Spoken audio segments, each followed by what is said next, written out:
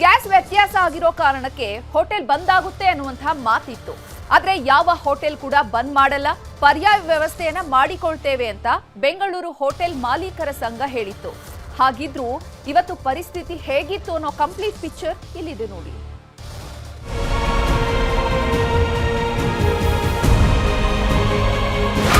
ಇರಾನ್ನಲ್ಲಿ ನಡೆಯುತ್ತಿರುವ ಯುದ್ಧದ ಪರಿಣಾಮ ಇಂಧನ ಪೂರೈಕೆ ಮೇಲೆ ಪರಿಣಾಮ ಬೀರಿದೆ. ಸಿಲಿಕಾನ್ ಸಿಟಿಯ ಅನೇಕ ಹೋಟೆಲ್ಗಳಲ್ಲಿ ಆಹಾರ ತಯಾರು ಮಾಡಲು ಆಗದೆ ವ್ಯಾಪಾರವು ಪ್ರಪಾತಕ್ಕೆ ಬಿದ್ದಿದೆ. ಅನೇಕರು ಶಟರ್ ಕ್ಲೋಸ್ ಮಾಡಿ ನಷ್ಟದ ಹೊಡೆತಕ್ಕೆ ಕುಗ್ಗಿ ಹೋಗಿದ್ದಾರೆ. ಇನ್ನು ಕೆಲವು ಹೋಟೆಲ್ ಮಾಲೀಕರು ಐಟಂಗಳನ್ನ ಕಡಿತಗೊಳಿಸಿ ದಿನದೂಡುತ್ತಿದ್ದಾರೆ. ಈ ಮಧ್ಯೆ ಬೆಂಗಳೂರು ಹೋಟೆಲ್ ಮಾಲೀಕರ ಸಂಘ ಸುದ್ದಿಗೋಷ್ಠಿ ನಡೆಸಿ ಯಾವ ಹೋಟೆಲು ಬಂದಿರಲ್ಲ ಅಂತ ಹೇಳಿತ್ತು. ಆದರೆ ಸಿಲಿಕಾನ್ ಸಿಟಿಯಲ್ಲಿ ಇವತ್ತು ಕೆಲ ಹೋಟೆಲ್ಗಳು ಮುಚ್ಚಿದ್ವು, ಕೆಲವು ತೆರೆದಿದ್ವು. ಹೆಚ್ಚಿನ ಹೋಟೆಲ್ಗಳು ಪುನಃ ಓಪನ್ ಆಗಿಯೇ ಇರ್ತದೆ. ಈಗಿರುವಂಥ ಕ್ಲೋಸ್ ಆಗಿರುವ ಹೋಟೆಲ್ಗೆ ಆದಷ್ಟು ಬೇಗ ಸಂದರ್ಶನ ಮಾಡಿ ಅದನ್ನು ಅವರಿಗೆ ಅಗತ್ಯವಿರುವಂಥ ವ್ಯವಸ್ಥೆಗೆ ಸಹಕಾರ ಮಾಡಿ ಓಪನ್ ಮಾಡಲು ಪ್ರಯತ್ನ ಮಾಡ್ತೇನೆ. ಈಗಾಗಲೇ ಒಂದು ಹೋಟೆಲ್ ಮೆಜೆಸ್ಟಿಕ್ನಲ್ಲಿ ಹೋಟೆಲ್ ಕ್ಲೋಸ್ ಆಗಿದ್ದದನ್ನು ನಮ್ಮ ಮನವಿಯ ಮೇರೆಗೆ ಓಪನ್ ಮಾಡಿದ್ದಾರೆ. ಇಲ್ಲೇ ಅದರ ಓನರ್ ಕೂಡ ಇದ್ದಾರೆ, ಕೃಷ್ಣ ಉಪಾರ್ ಅಂತ, ಮೆಜೆಸ್ಟಿಕ್ನಲ್ಲಿ. ಬೆಂಗಳೂರಲ್ಲಿ ಕೆಲವು ಹೋಟೆಲ್ ಬಂದ್, ಕೆಲವು ಓಪನ್. ಮತ್ತೆ ಆರಂಭವಾಯಿತು ಚಾಮರಾಜಪೇಟೆಯ ಪ್ರಕಾಶ್ ಕೆಫೆ.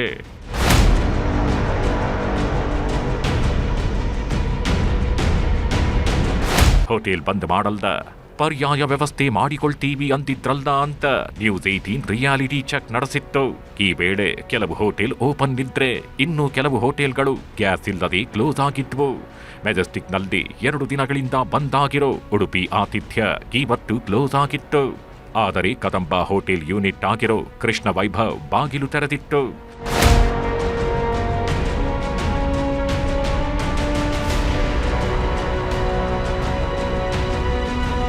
ಇನ್ನೊಂದೆಡೆ ಗಾಂಧಿನಗರದ ಐಡಿಸಿ ಹೋಟೆಲ್ ಬಂದ್ ಆಗಿದ್ದು, ಹೋಟೆಲ್ ಹೊರಭಾಗದಲ್ಲಿ ಬರುವ ಜನರಿಗೆ ಹೋಟೆಲ್ ಬಂದ್ ಬಗ್ಗೆ ಪ್ರಕಟಣೆ ಹೊರಡಿಸಲಾಗಿತ್ತು. ಫೇವರೇಟ್ ಹೋಟೆಲ್ ಬಂದ್ ಆಗಿರೋದನ್ನು ನೋಡಿ ಜನ ವಾಪಸ್ ಹೋಗ್ತಿದ್ರು.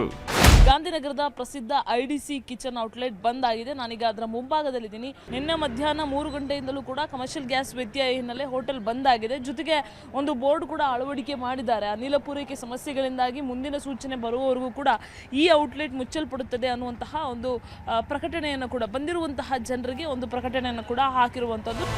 ಇತ್ತ ಚಾಮರಾಜಪೇಟೆಯಲ್ಲಿ 2 ದಿನದಿಂದ ಬಂದ್ ಆಗಿದ್ದ ಪ್ರಕಾಶ್ ಕ್ಯಾಫೆ ಓಪನ್ ಆಗಿತ್ತು. ಮೆನು ಕಟ್ ಮಾಡಿ ಹೋಟೆಲ್ ಆರಂಭಗೊಂಡಿದ್ದು. ಲಿಮಿಟೆಡ್ ಮೆನುಗೆ ಸೀಮಿತ ಆಗಿದ್ದು. ದೋಸೆ ಹಾಗೂ ಇಡ್ಲಿ ಕೈ ಬಿಡಲಾಗಿದೆ. ಪೊಂಗಲ್ ಮತ್ತು ಬಿಸಿಬೇಳೆ ಬಾತ್ ಮಾತ್ರ ಸದ್ಯ ಹೋಟೆಲ್ನಲ್ಲಿ ಲಭ್ಯವಿದೆ. ಮಿನಿಮಮ್ ಮಾಡ್ಕೊಂಡಿದ್ದೀವಿ ಮೆನು ಮೇಲೆ. ರೈಸ್ ಬಾತು, ಇಡ್ಲಿ ವಡೆ, ಖಾರ ಬಾತ್, ಕೇಸರಿ ಬಾತು, ಬೇಳೆ ಬಾತು ಅಥವಾ ರೈಸ್ ಬಾತ್ಗಳು ಮಾತ್ರ ಗ್ರಾಹಕರಿಗೆ ತೊಂದರೆ ಆಗಬಾರ್ದು ಅಂದ್ಬಿಟ್ಟು ಮಿನಿಮಮ್ ಮೆನುವಲ್ಲಿ ಮಾಡ್ಕೊಂಡು ಹೋಗ್ತಾ ಇದ್ದೀವಿ. ಒಂದು 2 ಸಿಲಿಂಡರ್ ಇದ್ದರೆ ಸಾಕು ಒನ್ ಡೇಗೆ. ಬಟ್ ಸದ್ಯಕ್ಕೆ 2 ಕೊಟ್ಟಿದ್ದಾರೆ. ಸಂಜೆನ ಕೊಟ್ಟರೆ ಪುನಃ ಇದು ಮಾಡ್ಬೋದು.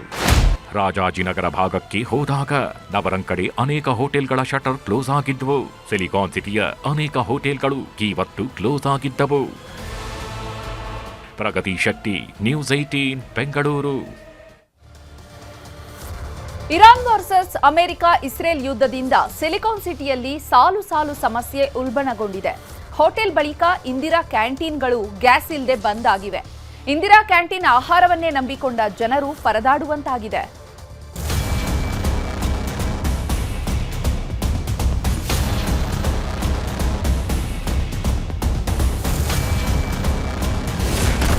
ಗ್ಯಾಸ್ ಸಿಗದೆ ಇಂದಿರಾ ಕ್ಯಾಂಟೀನ್ಗಳು ಕ್ಲೋಸ್. 60ಕ್ಕೂ ಅಧಿಕ ಕ್ಯಾಂಟೀನ್ಗಳು ಒಂದೇ ದಿನ ಬಂದ್. ಇರಾನ್ನಲ್ಲಿ ನಡೀತಾ ಇರೋ ಯುದ್ಧದಿಂದ ಗ್ಯಾಸ್ ಪೂರೈಕೆ ಮೇಲೆ ಬರೆ ಬಿದ್ದಿದೆ. ಈಗಾಗಲೇ ಕೆಲವು ಹೋಟೆಲ್ಗಳು ಬಂದ್ ಆಗಿದ್ದು, ಇದೀಗ ಅದೇ ಸಾಲಿಗೆ ಸಿಎಂ ಸಿದ್ದರಾಮಯ್ಯ ಕನಸಿನ ಕೂಸು ಇಂದಿರಾ ಕ್ಯಾಂಟೀನ್ ಸೇರ್ಕೊಂಡಿದೆ. ಗ್ಯಾಸ್ ಇಲ್ಲದೆ ಇಂದಿರಾ ಕಿಚನ್ನಲ್ಲಿ ಆಹಾರ ತಯಾರಿಕೆ ಸ್ಥಗಿತಗೊಂಡಿದೆ. 60ಕ್ಕೂ ಅಧಿಕ ಇಂದಿರಾ ಕ್ಯಾಂಟೀನ್ಗಳು ಬಂದ್ ಆಗಿದೆ. ಇದರಿಂದಾಗಿ ಇಂದಿರಾ ಕ್ಯಾಂಟೀನ್ ಊಟ ನೆಚ್ಚಿಕೊಂಡಿದ್ದ ಜನರಿಗೆ ಸಮಸ್ಯೆ ಎದುರಾಗಿದೆ. ಜನ ಬರ್ತಾವ್ರೆ, ಎಲ್ಲ ಸ್ಟೂಡೆಂಟ್ಗಳು ಬರ್ತಾವ್ರೆ. ಸ್ಟೂಡೆಂಟ್ಗಂತೂ ಭಾರಿ ಪ್ರಾಬ್ಲಮ್ ಆಗಿದೆ. ಇಲ್ಲಿ ಗ್ಯಾಸ್ ಇಲ್ಲ ಅಂತ ಬೆಳಿಗ್ಗೆ ನಾಷ್ಟ ಮಾತ್ರ ಕೊಡ್ತಾವ್ರೆ, ಮಧ್ಯಾಹ್ನ ಊಟ ನೈಟ್ ಊಟ ಎರಡೂ ಇಲ್ಲ, ಕ್ಯಾನ್ಸಲ್ ಆಗಿದೆ. ಹಂಗೆ ಎಲ್ಲರೂ ಬರ್ತಾರೆ ಸರ್. ಒಂದು ದಿನಕ್ಕೆ ಇಲ್ಲಾಂದ್ರೆ 300-400 ಜನ ಬರೋರು. ಇವಾಗೆಲ್ಲ ಹೋಯ್ತದು 300-400 ಜನ. ಇವಾಗ ಊಟ ಇಲ್ಲದ್ರೆ ಬೆಳಗ್ಗೆಯಿಂದ ಲೇಡೀಸ್ಗಳು, ವಯಸ್ಸಾದವರು, ಅವರು ಇವರೆಲ್ಲ ಬರ್ತಾನೆ ಅವ್ರೆ. ಊಟ ಇಲ್ಲ ಅಲ್ಲಿ. ಎಲ್ಲೂ ಗ್ಯಾಸ್ ಸಿಗ್ತಾಯಿಲ್ಲ. ಇವ್ರದ್ದೆಲ್ಲ ಕ್ಲೋಸ್ ಆಗಿದೆ. ಆಲ್ಮೋಸ್ಟ್ಲಿ ಕ್ಯಾಂಟೀನ್, ಮೆಜೆಸ್ಟಿಕ್ಕು, ಇಲ್ಲಿ ಮಂತ್ರಿ ಮಾಲ್ ಎಲ್ಲ ಕ್ಲೋಸ್ ಆಗಿದೆ. ಎಲ್ಲೂ ಗ್ಯಾಸ್ ಇಲ್ಲ ಅಲ್ಲಿ. ಇಂದಿನ ಕಿಚನ್ನಲ್ಲಿ ತಲೆದೋರಿದ್ದ ಗ್ಯಾಸ್ ಸಮಸ್ಯೆ ಬಗೆಹರಿಸುವ ಬಗ್ಗೆ ಗುತ್ತಿಗೆ ಕಂಪನಿಗಳು ಗ್ರೇಟರ್ ಬೆಂಗಳೂರು ಪ್ರಾಧಿಕಾರಕ್ಕೆ ಪತ್ರ ಬರೆದಿದ್ವು. ಇದೀಗ ಮಧ್ಯಪ್ರವೇಶಿಸಿರುವ ಜಿಬಿಎ ಇಂಡಿಯನ್ ಆಯಿಲ್ ಕಾರ್ಪೊರೇಷನ್ ಜೊತೆಗೆ ಮಾತುಕತೆ ನಡೆಸಿ ಐಒಸಿ ಇಂದಿರಾ ಕ್ಯಾಂಟೀನ್ಗೆ ಗ್ಯಾಸ್ ಸಿಲಿಂಡರ್ ನೀಡಲು ಒಪ್ಪಿಕೊಂಡಿದೆ. ಇನ್ನೆರಡು ದಿನಗಳಲ್ಲಿ ಅಗತ್ಯ ಗ್ಯಾಸ್ ಸಿಲಿಂಡರ್ ಪೂರೈಕೆ ಆಗುತ್ತದೆ ಎನ್ನಲಾಗ್ತಿದೆ. ಸರ್ಕಾರಕ್ಕೆ ಕೇಳಿದ ಪ್ರಕಾರ ಐಒಸಿ ಅವರು ಸಿಲಿಂಡರ್ಸ್ ಕೊಡಲಿಕ್ಕೆ ಒಪ್ಕೊಂಡಿದ್ದಾರೆ. ಸೊ ಬೇಗನೆ ಚಾಲು ಆಗ್ತದೆ. ಇಂಡಿಯನ್ ಆಯಿಲ್ ಹೌದು. ಸೊ ಈಗ ಇವತ್ತು ಕೆಲವು ಕಡೆ ಎಲ್ಲ ಚಾಲು ಆಗ್ತದೆ. ಬಂದಾಗಿದೆ. ಎಷ್ಟು ವಾಪಸ್ ಸಿಲಿಂಡರ್? ಕನಿಷ್ಠ 80 ಸಿಲಿಂಡರ್ ಪ್ರತಿದಿನ ಖರ್ಚಾಗ್ತದೆ. ಸ್ವಲ್ಪ ಆಪ್ಟಿಮೈಸ್ ಮಾಡ್ತೀವಿ. ಅದು ನೋಡಿದರೆ ಖಂಡಿತ ಅವಕಾಶ, ನಮಗೆ ಸಮಸ್ಯೆ ಬರುವುದಿಲ್ಲ. ಬೆಂಗಳೂರಲ್ಲಿ ಒಟ್ಟು 170 ಇಂದಿರಾ ಕ್ಯಾಂಟೀನ್ಗಳಿವೆ. ಇದಕ್ಕೆ 28 ಇಂದಿರಾ ಕಿಚನ್ಗಳಿಂದ ಆಹಾರ ತಯಾರಿಸಿ ಪೂರೈಕೆ ಮಾಡಲಾಗುತ್ತೆ. ಬಹುತೇಕ ಕಡೆ ಕಿಚನ್ಗಳು ಬಂದಾಗಿವೆ. ಇದೀಗ ಇಂಡಿಯನ್ ಆಯಿಲ್ ಕಾರ್ಪೊರೇಷನ್ ಸಿಲಿಂಡರ್ ಪೂರೈಕೆ ಆದರೆ ಮಾತ್ರವೇ ಇಂದಿರಾ ಕ್ಯಾಂಟೀನ್ ರೀಓಪನ್ ಆಗಲಿದೆ. ಆಶಿಕ್ ಮುಲ್ಕಿ, ನ್ಯೂಸ್ 18. ಇಡೀ ರಾಜ್ಯವೇ ಕಮರ್ಷಿಯಲ್ ಗ್ಯಾಸ್ ಸಿಗದೆ ಸಮಸ್ಯೆಗೆ ತುತ್ತಾಗಿದೆ. ಆದರೆ ಇಲ್ಲೊಂದು ಸಂಸ್ಥೆ ಒಂದಲ್ಲ ಎರಡಲ್ಲ ಲಕ್ಷಾಂತರ ವಿದ್ಯಾರ್ಥಿಗಳಿಗೆ ಕೊಂಚವೂ ವ್ಯತ್ಯಯ ಆಗದ ಹಾಗೆ ಬಿಸಿ ಊಟ ಸರಬರಾಜು ಮಾಡ್ತಾ ಇದೆ. ಸಂಸ್ಥೆಯ ಮಾಸ್ಟರ್ ಪ್ಲಾನ್ ಏನು ನೋಡಿ.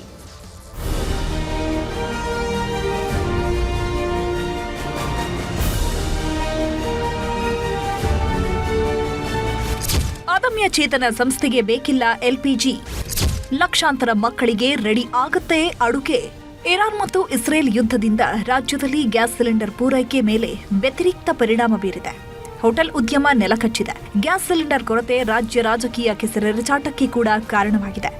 ಆದರೆ 2009ರಲ್ಲಿ ಪರಿಸರ ಸ್ನೇಹಿ ಮತ್ತು ಆತ್ಮನಿರ್ಭರತೆ ಕಡೆಗೆ ಹೆಜ್ಜೆ ಇಟ್ಟ ಅದಮ್ಯ ಚೇತನ ಸಂಸ್ಥೆ ಕಡೆಗೆ ಎಲ್ಲರೂ ತಿರುಗಿ ನೋಡುವಂತಾಗಿದೆ.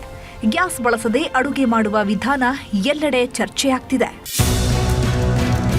ಬರೋಬ್ಬರಿ 1,65,000 ಮಕ್ಕಳಿಗೆ ಗ್ಯಾಸ್ ಇಲ್ಲದೆ ಅದಮ್ಯ ಚೇತನ ಸಂಸ್ಥೆಯಿಂದ ಬಿಸಿಯೂಟ ಸರಬರಾಜು ಮಾಡ್ತಿದೆ. ಅದಮ್ಯ ಚೇತನ ಗ್ಯಾಸ್ ಬಳಕೆಗೆ ಗುಡ್ ಬೈ ಹೇಳಿದ್ದು ಸ್ಟೀಮಿಂಗ್ ಮೂಲಕ ಮಕ್ಕಳ ಬಿಸಿಯೂಟ ತಯಾರಾಗ್ತಿದೆ. ಬ್ರಿಕೆಟ್ಸ್ ಬಳಸಿ ಅಡುಗೆ ತಯಾರಿ ಮಾಡ್ತಾ ಇರೋ ಅದಮ್ಯ ಚೇತನ ಸಂಸ್ಥೆಗೆ ಈ ಹಿಂದೆ ಪ್ರತಿದಿನದ ಅಡುಗೆ ತಯಾರಿಗೆ 600 ಸಿಲಿಂಡರ್, 400 ಲೀಟರ್ ಡೀಸೆಲ್ ಬೇಕಾಗ್ತಿತ್ತಂತೆ.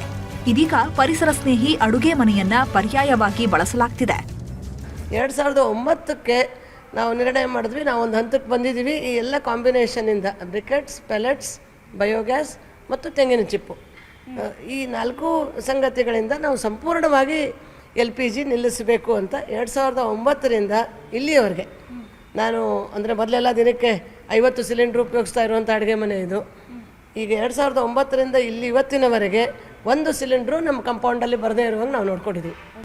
ಕೃಷಿ ತ್ಯಾಜ್ಯ ಅಥವಾ ಕಲ್ಲಿದ್ದಲು ಪುಡಿಯಿಂದ ತಯಾರಿಸಿದ ಇಂಧನ ಇಟ್ಟಿಗೆಗಳನ್ನ ಬ್ರಿಕೆಟ್ಸ್ ಅಂತ ಕರೀತಾರೆ. ಇವು ಪರಿಸರ ಸ್ನೇಹಿ ಆಗಿರೋದ್ರ ಜೊತೆಗೆ ಕಡಿಮೆ ಹೊಗೆ ಮತ್ತು ಹೆಚ್ಚಿನ ಶಾಖವನ್ನ ನೀಡುವ ಇಂಧನ ಮೂಲಗಳಾಗಿವೆ. ಇದನ್ನೇ ಗ್ಯಾಸ್ ಬದಲು ಪರ್ಯಾಯ ವ್ಯವಸ್ಥೆಯಾಗಿ ಅವಲಂಬನೆ ಮಾಡಿರೋದ್ರಿಂದ ಕಮರ್ಷಿಯಲ್ ಗ್ಯಾಸ್ ಅಗತ್ಯ ಇಲ್ಲ. ನಾವು ಇಲ್ಲಿ ಪ್ರಾರಂಭ ಮಾಡಿದ್ವಿ 2003ರಲ್ಲಿ ಊಟ ಕೊಡ್ಲಿಕ್ಕೆ ಪ್ರಾರಂಭ ಮಾಡಿದ್ವಿ. ಒಂದು ಕಾಲಕ್ಕೆ ನಾವು 50,000 ಮಕ್ಕಳಿಗೆ ಇಲ್ಲಿಂದ ಊಟ ಕೊಡ್ತಾ ಇದ್ವಿ. ಜೊತೆಗೆ ಹುಬ್ಬಳ್ಳಿಯಲ್ಲಿನೂ ನಂತರ ಪ್ರಾರಂಭ ಮಾಡಿದ್ದು, ಅಲ್ಲಿ 65,000, ಕಲಬುರಗಿಯಲ್ಲಿ 10,000, ರಾಜಸ್ಥಾನದಲ್ಲಿ 38,000. ಹೀಗೆ 1,65,000 ಮಕ್ಕಳಿಗೆ ಅದಮ್ಯ ಚೇತನ ಊಟ ಕೊಡ್ತಾ ಇದೆ. ಬೆಂಗಳೂರು, ಹುಬ್ಬಳ್ಳಿ, ಧಾರವಾಡ, ಕಲಬುರಗಿ, ರಾಣೆಬೆನ್ನೂರು, ಜೋಧ್ಪುರ, ಉದಯಪುರಗಳಲ್ಲಿ 1.65 ಲಕ್ಷ ಮಂದಿ ವಿದ್ಯಾರ್ಥಿಗಳು ಹಾಗೂ ಬೆಂಗಳೂರು ಸೇರಿದಂತೆ ಅನೇಕ ಸ್ಥಳಗಳಲ್ಲಿ ಸಹಸ್ರಾರು ಮಂದಿಗೆ ಅನ್ನದಾಸೋಹ ಮಾಡುತ್ತಿದ್ದಾರೆ ಅದಮ್ಯ ಚೇತನ ಸಂಸ್ಥೆಯ ಡಾಕ್ಟರ್ ತೇಜಸ್ವಿನಿ ಅನಂತಕುಮಾರ್.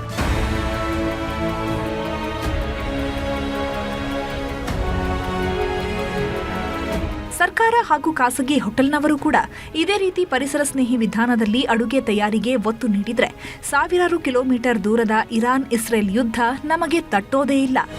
ಪ್ರಗತಿ ಶೆಟ್ಟಿ, ನ್ಯೂಸ್ 18, ಬೆಂಗಳೂರು. ಶವರ್ಮಾ ಅಂದ್ರೆ ಮೊದಲಿಗೆ ನೆನಪಿಗೆ ಬರೋದೇ ಎಂಪೈರ್. ಎಂಪೈರ್ಗೂ ಗ್ಯಾಸ್ ವ್ಯತ್ಯಾಸದ ಎಫೆಕ್ಟ್ ತಟ್ಟಿದೆ. ಆದರೆ ಇದು ಒಂದೇ ಒಂದು ಬ್ರಾಂಚ್ನಿಂದ ಸಿಲಿಕಾನ್ ಸಿಟಿಯಲ್ಲಿರುವಂತಹ ಅನೇಕ ಬ್ರಾಂಚ್ಗಳು ರನ್ ಆಗಲು ನೆರವಾಗಿದೆ. ಅಷ್ಟಕ್ಕೂ ಈ ಬ್ರಾಂಚ್ ಮಾಡಿರುವಂತಹ ಮಾಸ್ಟರ್ ಪ್ಲಾನ್ ಏನು ನೋಡಿ.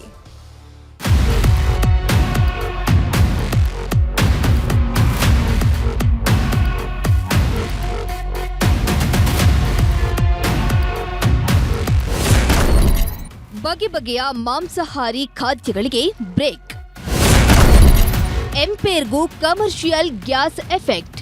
ಶವರ್ಮಾ, ಗ್ರಿಲ್ ಚಿಕನ್, ಕಬಾಬ್ ಅಂದ್ರೆ ಮಾಂಸಾಹಾರಿಗಳ ಬಾಯಲ್ಲಿ ನೀರೂರುತ್ತದೆ. ಆದರೆ ಈ ಆಹಾರ ತಯಾರು ಮಾಡಲು ಸದ್ಯಕ್ಕೆ ಸಾಧ್ಯವಾಗ್ತಿಲ್ಲ. ಅದರಲ್ಲಿಯೂ ಎಂಪೇರ್ ಹೋಟೆಲ್ಗಳಲ್ಲಿ ಈ ಎಲ್ಲ ಐಟಂ ಅನ್ನು ಕಟ್ ಮಾಡಿ ಲಿಮಿಟೆಡ್ ಮೆನು ಮಾಡಲಾಗಿದೆ. ತಾತ್ಕಾಲಿಕವಾಗಿ ಕೆಲವು ಫುಡ್ ಐಟಂ ಕೈಬಿಟ್ಟ ಬಗ್ಗೆ ಎಂಪೇರ್ ಜನರಿಗೆ ನೋಟಿಸ್ ಅಂಟಿಸಿದೆ.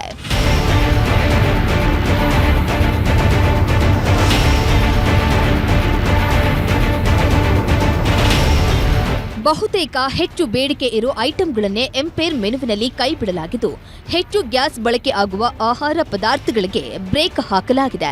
ಆದರೆ ಕೋರಮಂಗಲದಲ್ಲಿ ಬೆಂಗಳೂರು ದಕ್ಷಿಣ ನಗರ ಪಾಲಿಕೆ ವ್ಯಾಪ್ತಿಯ ಬಯೋಗ್ಯಾಸ್ ಪ್ಲಾಂಟ್ ಮೂಲಕ ಬಯೋಗ್ಯಾಸ್ ಕನೆಕ್ಷನ್ ಪಡೆದು ತರಹವಾರಿ ಐಟಂ ಮಾಡಿ ಬೆಂಗಳೂರಿನ ಬೇರೆ ಬೇರೆ ಬ್ರಾಂಚ್ಗಳಿಗೆ ಸರಬರಾಜು ಮಾಡುವ ಕೆಲಸ ಮಾಡಲಾಗುತ್ತಿದೆ. ಇವತ್ತಿಗೆ ಮೊನ್ನೆಯಿಂದ ಸಪ್ಲೈ ಇಲ್ಲ.